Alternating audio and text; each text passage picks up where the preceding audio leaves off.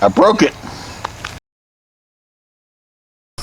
Well, hi, how are you? Good to see you again. It's always a pleasure. It's about 12 o'clock, and I got up and I was like, I don't see any reason to stay up. I'm going back to bed, but I didn't.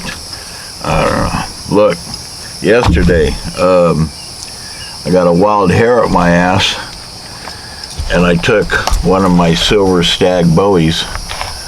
Looks like I'm going to have to back up a bit. Back. Okay. I took one of my Silver Stag bowies. This is the Pacifica, I believe. D2, made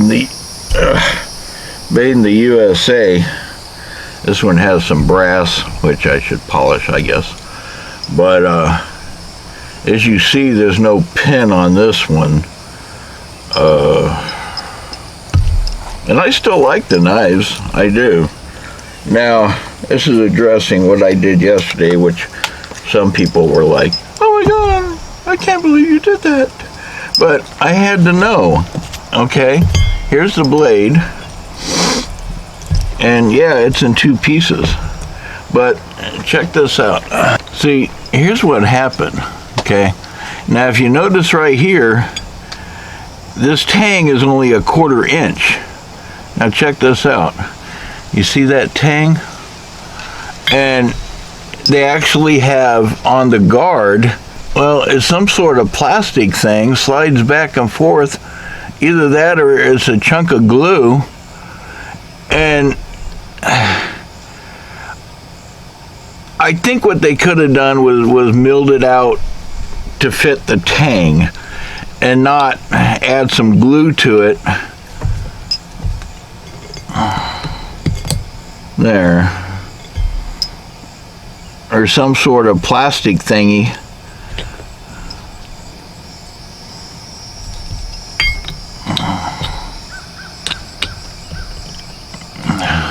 So it takes up the slack. Another thing is that you see right in here, they stuck the tang in there, and the tang's only a 1/4 inch.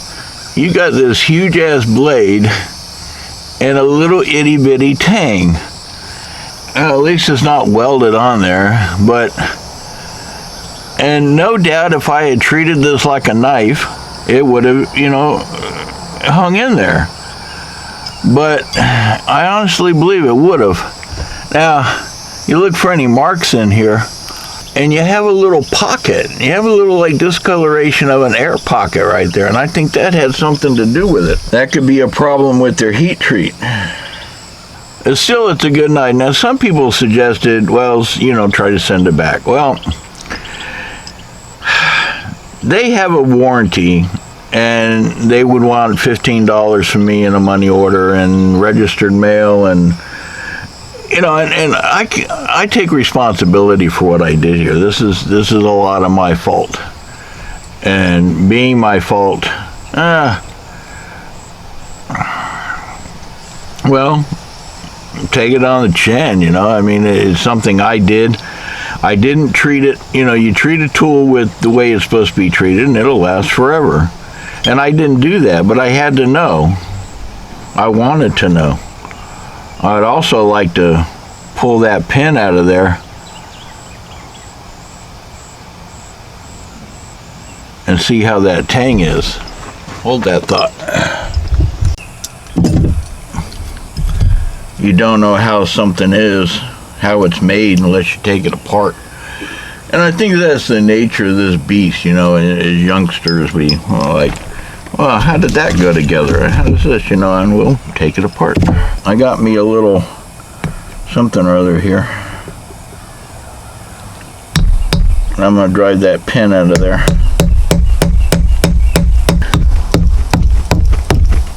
We'll improvise. There's the pin.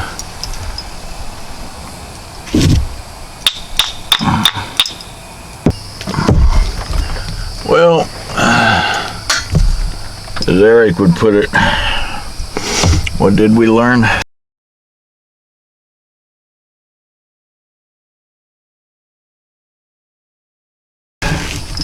Oh, I learned that deer horn is fucking tough.